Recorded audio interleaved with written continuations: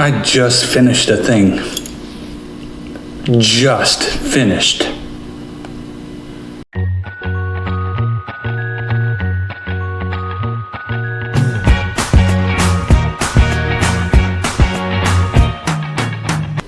Welcome back to Jerminology. So in this week's episode, I want to give you a recap on the last video.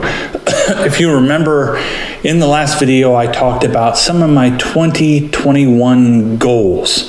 And two of them specifically lead into this video. One of them is that I want to try to run 1,000 miles in 2021. So that's something like 90-ish miles a month, something like that. The second being that I wanted to run a race. So even knowing going into that video, as I filmed it at the end, I believe at the end of 2020, perhaps at the beginning of 2021, I knew that this race was forthcoming. It is the Grit, sponsored by Believe in the Run, also sponsored by ASICS and Polar. I did a similar race back in the summer, I think it was August or September, and had 30 days to run 150 miles, which was roughly 5 miles a day. This instance was I had 31 days and had every intention of completing it early, but just prior to this, completed the last 2 miles of my 150 miles over the course of the month of January.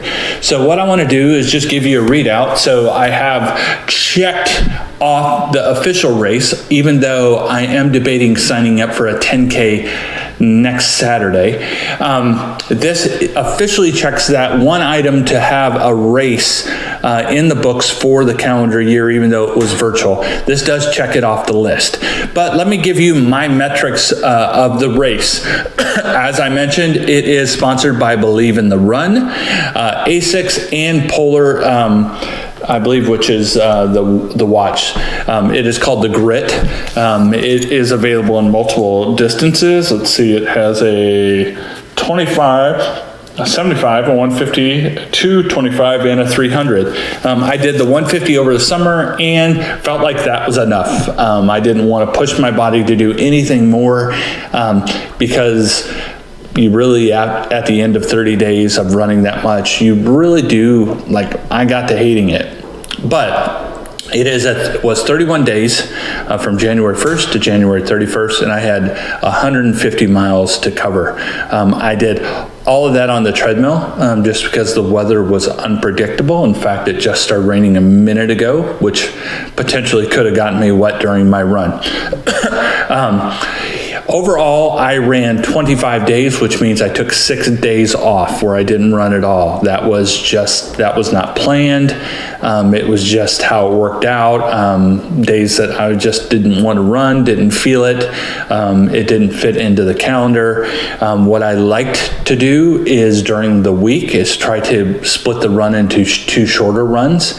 I would do anywhere from a 3 to 5 at lunch, with a 3 to 5 in the afternoon, try to split it up in the evening before dinner, or sometimes I'd wait and do it after dinner. But I tried to split it up. And so if I couldn't get that one in, sometimes I just wasn't motivated to do the single long run at the end of the day. Almost from the beginning, I was playing catch up because I missed several days very early on. So that meant that I was going to be running more miles.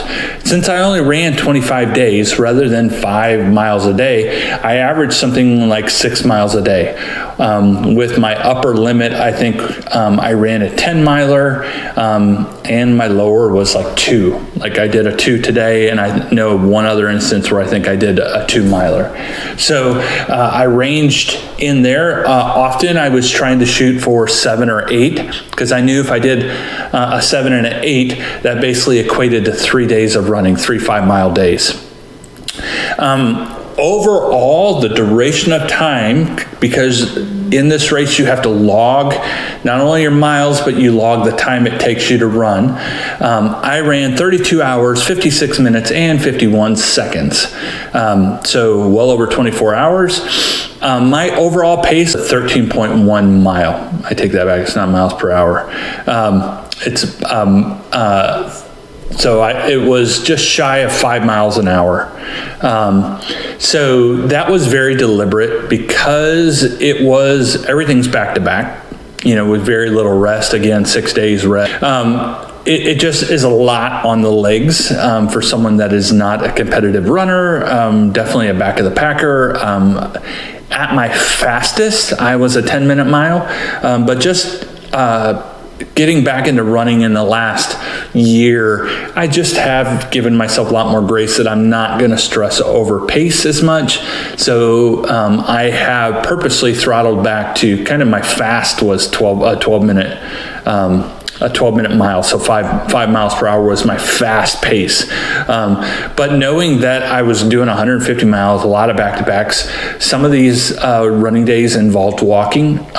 In some instances, the whole distance was walked. Some days I would alternate run, walk, run, walk, run, walk. 7 miles, 8 miles, so it could be 4 miles run, 4 miles walk. There were days where I did all 4 miles I did walking. So overall, my pace was 13:10 per mile. And then finally, overall, there was 148 participants, and I was 96, so I was in the 65th percentile.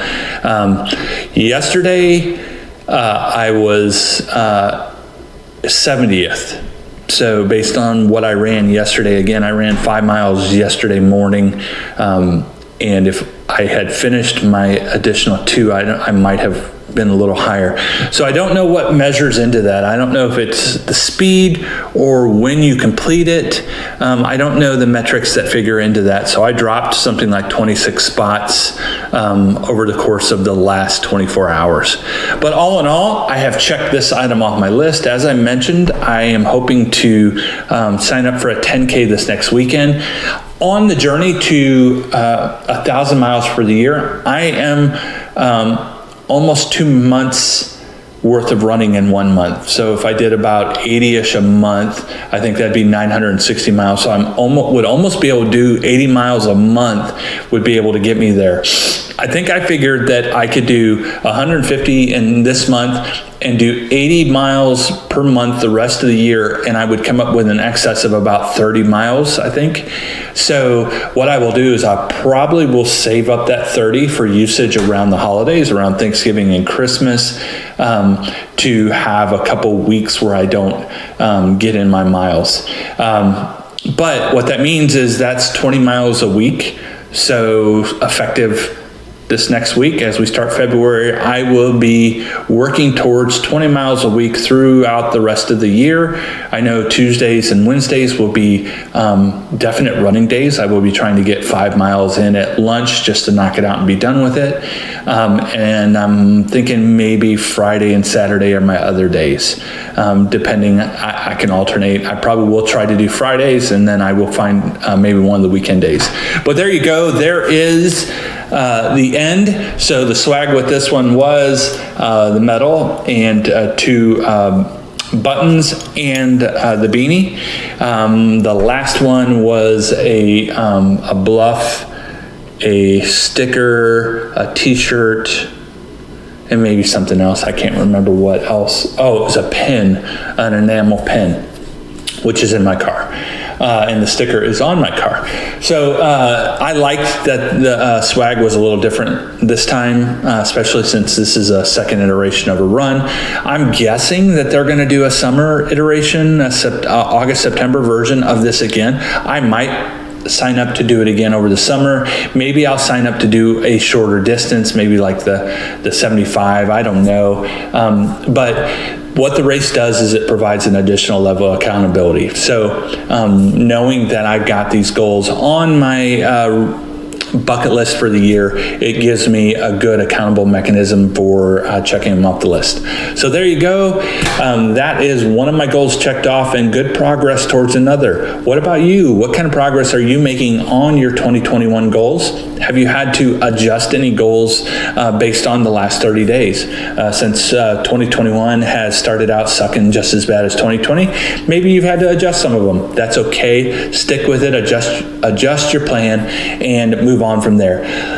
Give me a thumbs up and a like, subscribe, hit the bell to subscribe, and you'll be notified of new videos. Hopefully I'll have a new video soon coming up where I want to talk about pizza, of all things. Until then, be kind to one another and wear a beanie.